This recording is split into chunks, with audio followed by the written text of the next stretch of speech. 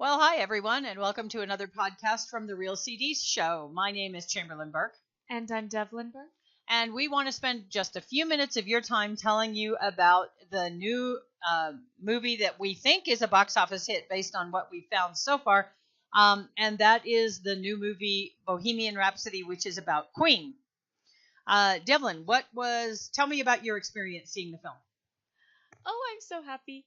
Um, First of all, despite all the controversies that have gone on with this movie, the director issues, the actor issues, finding the right part, I was so excited for this movie. The trailers alone were the first time I ever stopped fast forwarding through the commercials on any TV show I watched because I wanted to see the trailers. This movie is fantastic. I was dancing in my seat and I sang along, and I'm pretty sure I annoyed a couple people, but it's Queen. Freddie would want it. Um, it's not a documentary about Freddie Mercury. It is about Queen, how they came together, how they write songs, how they experimented with making making sounds and being more musicians than anything else. So anyone going to see this, it is not a biopic of Freddie.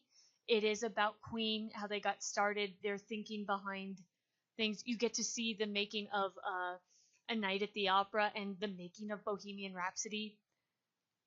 It also showed their interactions with the recording companies and the all the bureaucracy that bands have to go through. It showed also how creative they were, how like you said about the sound, about swing the microphone and pick up the sound, shut this speaker off and do this. You're right. It is not a biopic. It does focus mainly on Freddie. It does talk a bit about his childhood and it shows his family, whereas it doesn't so much with the others. However, later on you do see the others with their spouses and things like that. So it's very much a band movie. It is a rock band movie. It shows the processes. This is what I liked about it because I'm so new to all of this, and it shows the processes. You have to go away to a little cottage in the woods, and you live together and eat together and sleep together, and you go into the studio and you write the songs and you make the music. You know, what sound creates the sound we want? What action? What process creates the sound we want? And how do you put that on? And how do you put it?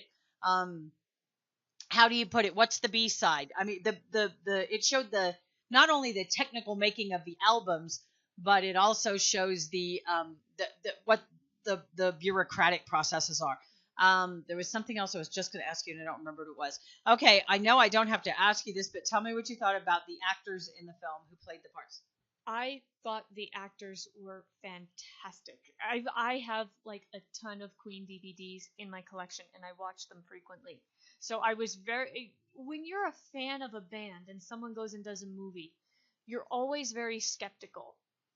But with this movie, because Brian and Roger had they were original members of the band and they had an input.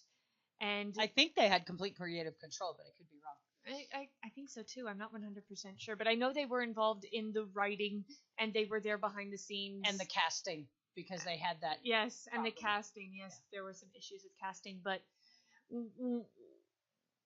when you have that, you suddenly can breathe a little more as a fan, because us rock fans, we're very protective of our bands. If you're going to put their song in a commercial, we're very protective of that. If you're going to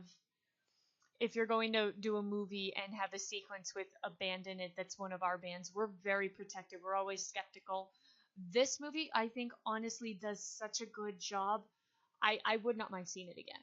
What I liked was when I saw Brian May and Roger Taylor and Freddie Mercury, it was literally like looking at them back when the band started. They looked very much like them. They acted very much from what we've seen of archival footage. And so I was very pleased. I was very pleased with the way they did it. Ravi Malek did a fantastic job, and I think he deserves all the credit that he's gotten. The others we haven't seen on the late night talk shows as much, but everybody did such a fantastic job. The music was great. Now, you did point out one thing when we saw it, that the songs were not in the film chronologically. Yeah. Well, like they showed them on tour singing Fat Bottom Girls, but then they're going to take a break to work on A Night at the Opera. And Fat Bottom Girls is on Jazz, which came out after A Night at the Opera. So that to me was a little jarring, but again, but to hear those songs through those huge movie speakers was bombastic and immersive, and despite that one little glitch, that's probably my only complaint with the movie. But other than that, it was absolutely fantastic. It wasn't, yeah, it wasn't. I mean, I can forgive them putting the songs out of order. The music is great. Yeah. I don't care what order they put it in the movie. We know when it came out. We listened to it. We appreciate it. Is there anything in the film that you didn't think they should have done, or was there anything in that wasn't in the film that you wish they had done? Or how do you feel about how they treated everything, regarding the controversies of Freddie's life? Well, it's easy for me because I'm such a music nerd. It's easy for me to be a little nitpicky and things like that. But I think overall the movie was good. There's this great scene where they release Hot Space, and they're trying to talk about the album, but everyone wants to talk about Freddie's personal life. He's been seen with a bunch of men in a peculiar situation that they're not used to. And Freddie's just like, "What do you want to know? What are you talking about? What?" And that scene to me really stood out because sure enough, the guy playing Brian is sitting there going, "Anybody want to talk about the album? Anybody want to talk about the?" But I think all in all, I'm very happy. I would not mind seeing it again, and I agree with what I read one reviewer say: Oscar buzz. Very good. I agree. I think there's going to be some information about that coming around here very soon, because that'll be right after the first of the year. So this is a good time strategically to release it too, because it's close enough. It's still fresh in people's minds.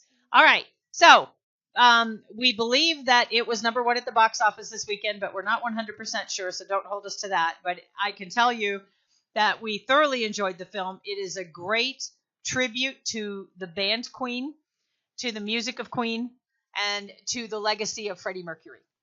I don't think we're spoiling any surprise, but you need to stay till the end because they play Queen music over the credits. So, definitely. Always stay through the credits. Always stay through the credits. If you saw Ferris Bueller's Day Off, you'll know to stay through to the end of the credits.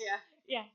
So other than that, please go see it. It is a great movie. It's also a great way to introduce people to Queen if people aren't familiar with Queen, and then take them back to your house and have them and play them all your Queen records. There was a couple that sat in front of a couple rows in front of us, and they brought their son. I think the son was probably 8 or 10 years old, and they brought their son. And when we were singing along over the credits, they were high-fiving us, and so they were very appreciative. So please, it's a great way to get to know Queen and to understand a lot about recording bureaucracy and a lot of historical facts. So anyway, we hope you enjoy it. Go and see it. For The Real CD Show, I'm Chamberlain Burke. And I'm Devlin Burke. Have a good one, everybody. We'll talk to you next time. Bye.